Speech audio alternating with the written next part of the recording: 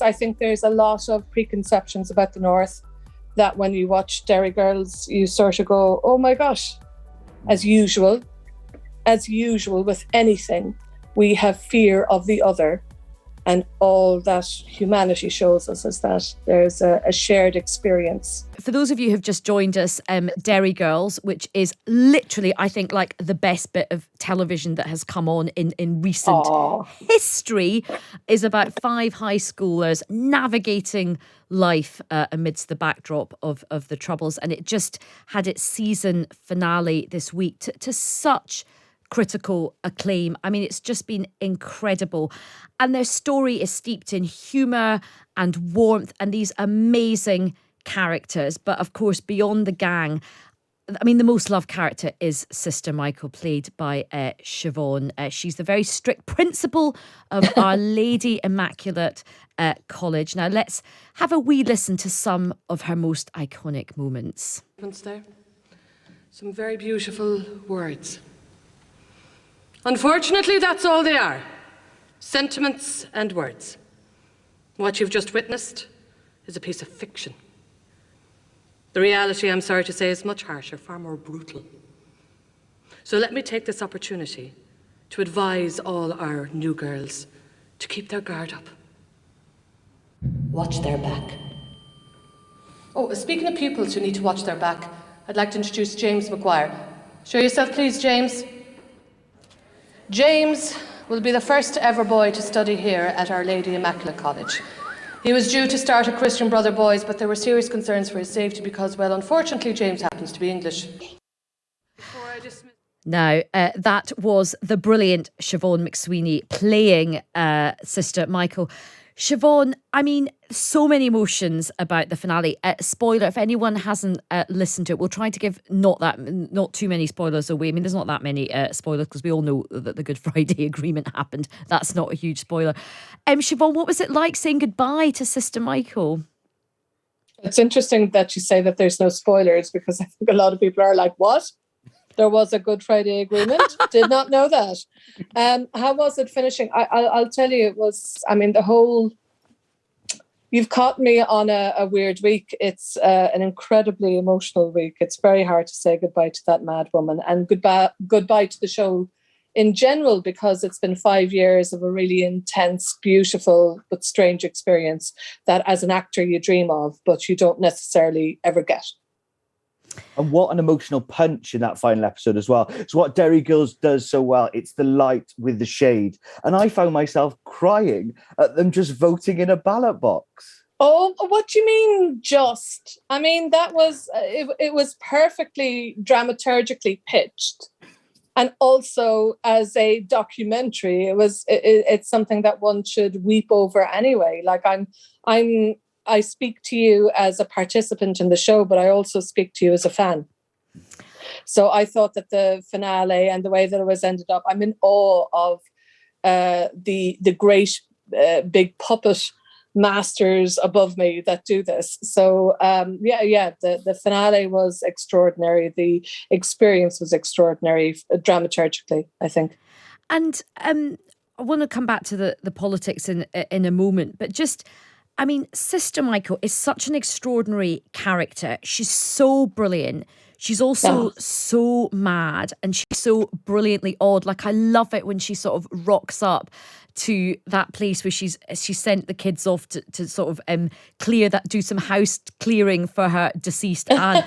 And she rocks up with like the Chemical Brothers playing like block rocking beats out the car, and the thing and the sunglasses. And the sunglasses. Oh my God, proper. I mean, like, if you're going to do it, I think there was very much a feeling with the last season as well.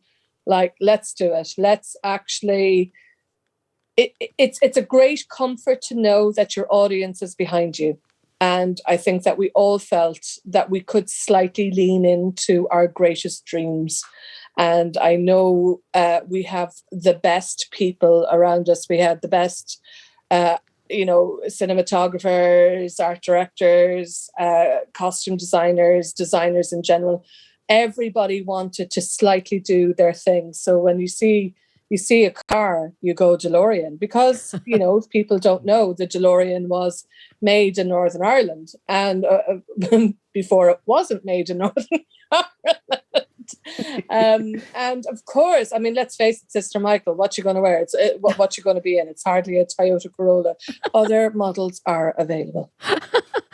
And one of the other things that I think is just so brilliant about it is that there's just so many brilliant, strong female characters. I mean, there's lots of funny male characters as well, but it's this total celebration of female friendship, obviously, but it's also a celebration of women and girls of all ages being funny. Truly. Absolutely. I think that's really well put. I think, I mean, I can only speak from my experience. I feel a little bit embarrassed. I'm the gobby one, so I'll be talking about Derry Girls, but I know that Derry as a city is very much a matriarchal city historically, because for various reasons. You had the linen mills, I suppose it's a simplistic way, but mainly it was the women who were going out to work. And that was very much the experience that not that Lisa had, but the city had. The idea of women taking centre stage. I know that is very much something that Lisa, the producers, and we all wanted, that it's women's centre stage, and to give another side to manhood, which is sort of on the sidelines as well, so you have something lovely. I think people are surprised at how female-centric Derry Girls is and how accessible it is. Like usually when there's I every day I have, well, not every day, but like certainly a couple of times a week, somebody coming up to me, a man saying that he would not watch the show because it wouldn't be for him, but his wife loves it. And when I ask them, it's usually because there's girls in the title. Do you know what I mean? There's still that sort of block. So I'm very proud to be part of a show that sort of shows that regardless of your gender, all of the genders, that we're all eejits, frankly. And when you first got that script from Lisa McGee, how did you take on the role of Sister Michael? Were all those eye rolls in the script, or was there a bit of Siobhán in there? Grant, you big old cheeky so-and-so.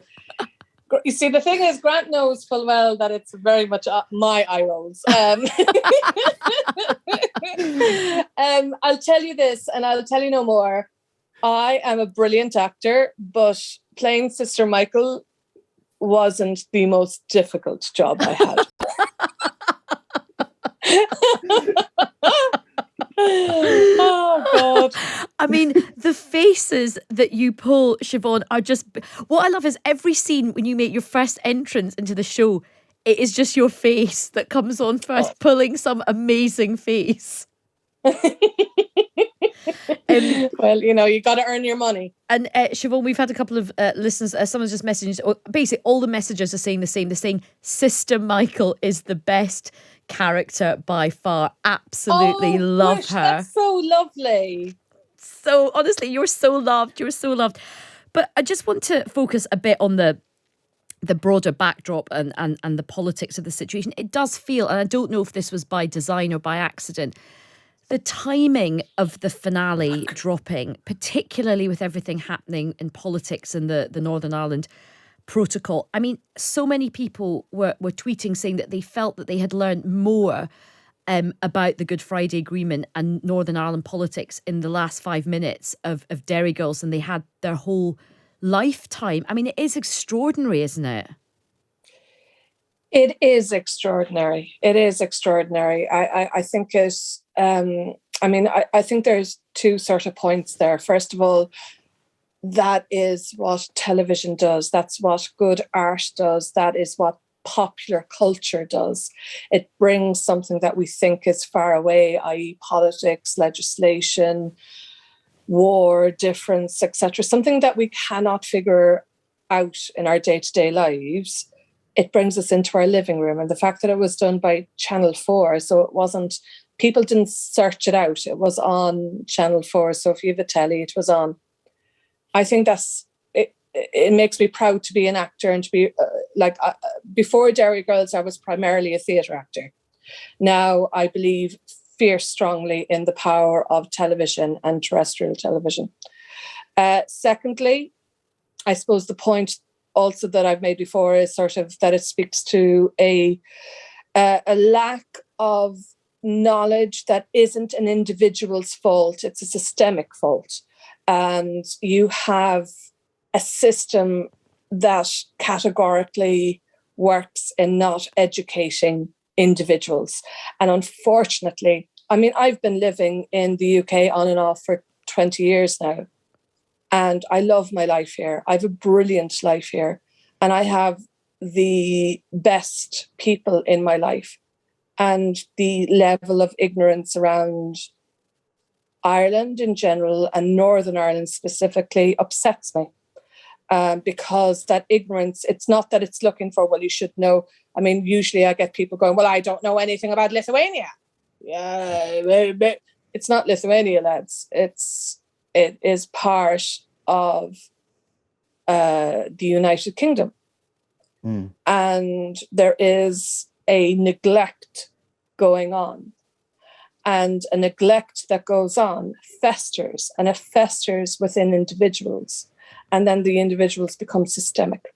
So it's this sort of feeding system that keeps going on, you know, like what they call it, feedback system. Yeah, it's like a feedback loop. That's right, yeah. It's a feedback loop. Well, yeah, and it just makes me feel sad because I think there's a lot of preconceptions about the North that when you watch Derry Girls, you sort of go, oh my gosh, as usual with anything, we have fear of the other.